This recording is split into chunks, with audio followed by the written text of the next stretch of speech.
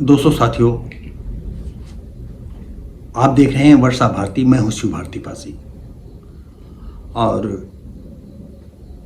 आप देख रहे हैं मानसरोवर नंदिनी की प्रेम कहानी। और उस प्रेम कहानी में इसे प्रेम कहानी कहेंगे या सुलगती प्रेम कहानी कहेंगे या एक तरफा प्रेम कहानी कहेंगे, ये आपके ऊपर है। मैं भी नहीं समझ पाता हूँ कि इस प्रेम को हम किस संज्ञा में कौन सा नाम दें। तो दोस्तों साथियों, जब मानसरोवर ओवर एज हो गया तो सोचा कि अब ज़िंदगी बहुत ही बोझिल हो जाएगी। ऐसी सिचुएशन में क्यों ना हम जो है नंदिनी को पढ़ाएं। नंदिनी 6 क्लास तक पढ़ी थी। अब उसको टीसी लाना, बहेड़ा गांव में जूनियर स्कूल था, वहाँ जाता है और गांव में आना जाना चालू हो गया था। लोग देखते थे तो बड़े अचरज से देखते थे। अब ये था कि कोई बस चलता नहीं था कि नहीं बहेड़ा गांव में जो है मानसरोवर को डिफीट दें या बेइज्जती करें या पुलिस से कुछ कहें। हेडमास्टर से जाकर के मिलता, सभी परिचित थे। उन्होंने कहा, यार कहा ये बताओ मानसरोवर हम लोगों को कैसे दे सकते हैं।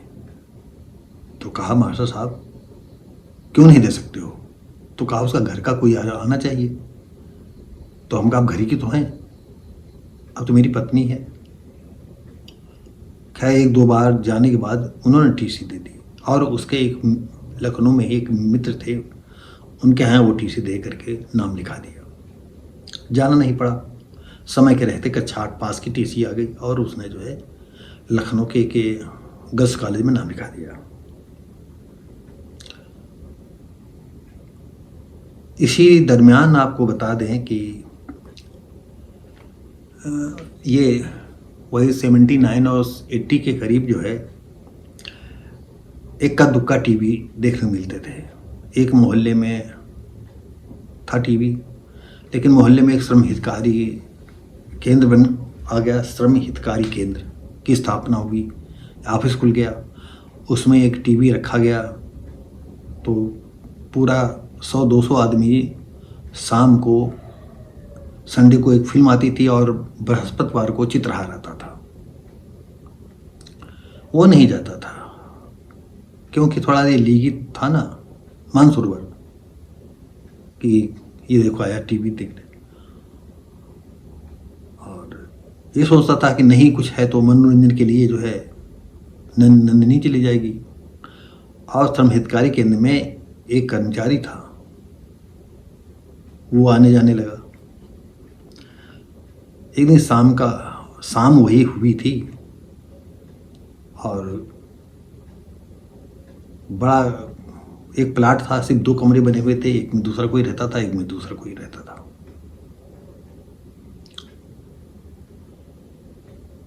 और खुला आंगन था। आंगन में गर्मी के दिन थे, चरपैया पड़ी थी, बिस्तर लगा, ऐसे समेटाल लगा हुआ था।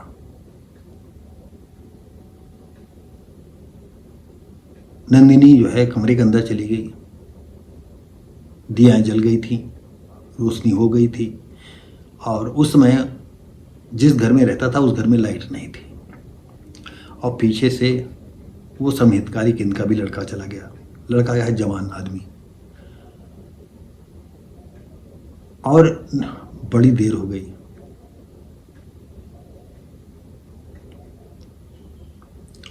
काफ़ी देर बाद वो लड़का निकल करके जाता है तो ये अंदर जाता है। एक दीपक जो शीशी में बनाया गया था वो एक पर्दे के पास रखा था। एक खिड़की थी, उसमें पुराने कपड़े का पर्दा पड़ा हुआ था। फिर इसने जो है नंदिनी की ठुकाई कर दी। अब दर्शक आप लोग ये निर्णय करें कि क्या ये उचित करता था, ये सही करता था। मानसरोवर ने नंदिनी के साथ ऐसा शुरू किया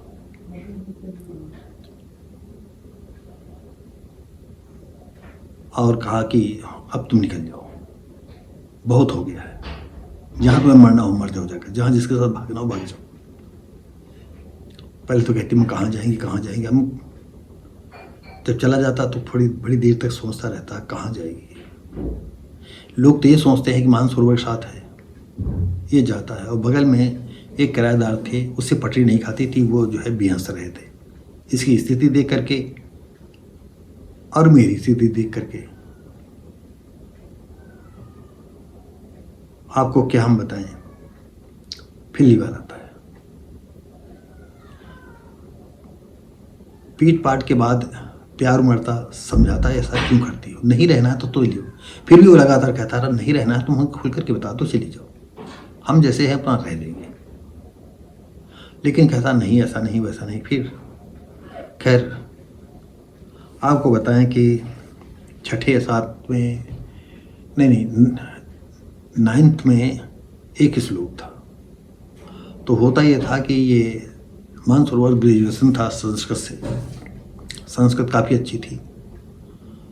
तो और अमूमन जो भी सब्जेक्ट थे नन्ही को वो वाच किया करता था, पढ़ाता भी था। सोचा था कि हम अपनी मूर्खता की वजह से सर्विस में नहीं आया तो नंदिनी ही कम से कम नौकरी में आ जाएगी। और टीचर के सामने जब वो श्लोक पहुंचा तो शायद टीचर पढ़ करके नहीं आई थी और वो अर्थ बताने में उसको दिक्कत महसूस हुई। उसने कहा कल बताएंगे। नंदिनी ने कहा कि मैडम कहें तो हम बताएं। तो बड़ी उपेक्षा से और नफरत से और गुस्से से कहा हाँ बताइए। और इसने सटीक उत्तर दे दिया श्लोक का। वो नॉर्मल भी उसने कहा कि ट्यूशन पढ़ती हो, कहा नहीं हस्बैंड पढ़ाते हैं। खैर ये इसलिए बताया कि इतना जो है वो प्रयास करता था कि इसे पढ़ाए और नौकरी मिले। खैर इधर जिंदगी चलाने के लिए कई काम उसने किए। सिलाई काम किया, आदिवासी महिला सिलाई प्रशिक्षण केंद्र खोला, शूद्र कोचिंग खोली, फिर मस्ट गारमेंट स्कूल खोला, इस तरह से कई मॉन्टेसरी स्कूल खोला। नंदिनी में उसमें पढ़ाती थी। और पढ़ाने से तो शायद आप जानते हैं कि जो आगे मन लगा के पढ़ता है तो वो तो पढ़ाता जो पढ़ाता, लेकिन उसका ज्ञान 4 गुना 10 गुना तक आगे बढ़ता जाता है। और वक्त ऐसा आया बीटीसी की जगह निकली, फॉर्म डलवाया, रिटर्न हुआ, पास हो गई, इंटरव्यू हुआ, उसमें सिलेक्ट हो गई। और ये खुशी उसके जीवन के लिए अमूल्य थी, क्योंकि जिंदा रहने के लिए छोटे मोटे काम करके जो है आगे नहीं बढ़ा जा सकता था। कहाँ तक बढ़ता, खेती किसानी से कुछ मिल नहीं पाता था।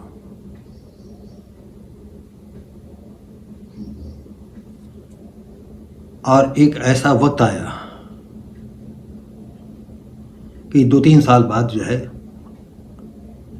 बीटीसी ट्रेन टीचरों के लिए जो है जगह निकली। और सबसे बड़ी बात थी कि हाई स्कूल के सर्टिफिकेट और टीसी में कुछ मिस्टेक थी। छात्र की जगह पर बाप का नाम, और जहाँ बाप का नाम वहाँ बाप का नाम। उस समय टीसी प्रिंटेड आती थी और उसमें नंबर वगैरह भर करके, नाम नंबर सब्जेक्ट भर करके अटेस्ट करा करके जमा कर दिया जाता था।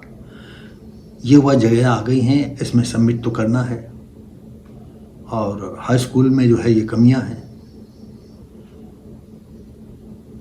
जाली मोहर लगा करके अटेस्ट करके लगा दिया गया। फिर वो भागने लगा इलाहाबाद, क्योंकि इलाहाबाद उसका जो है शिक्षा बोर्ड थी, उसका जूनियर तक के लिए।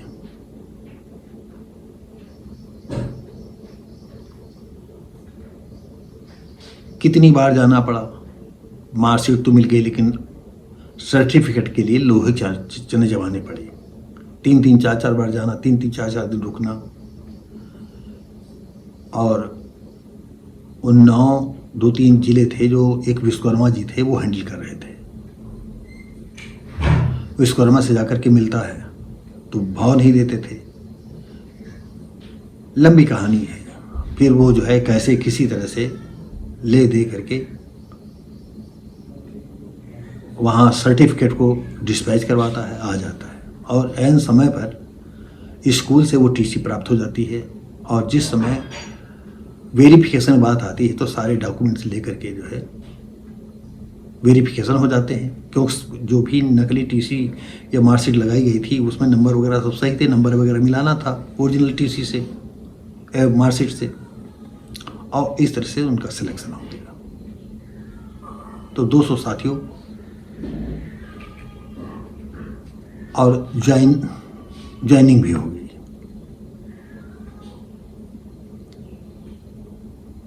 जिंदगी में जैसे सचमुच जीवन पटरी पर आ गया हो। और सबसे बड़ी बात ये थी कि इसने जो भी सिलाई है, सिलाई प्रशिक्षण केंद्र है, कोचिंग है, मॉन्टेसरी स्कूल है, धीरे धीरे करके वो ड्रॉप होते चले गए। और जिस मकान में रहता था 1 साल बाद उस मकान को उसने ऐसे नहीं खरीदा, लेकिन लड़ाई झगड़े के होते होते वो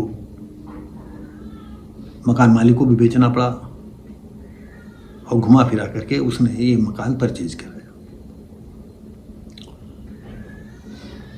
और फिर इसके बाद काया पलट होती है नंदिनी की, वो हम आपको अगले भाग में बताना चालू करेंगे कि कैसे उसकी काया पलट होती है।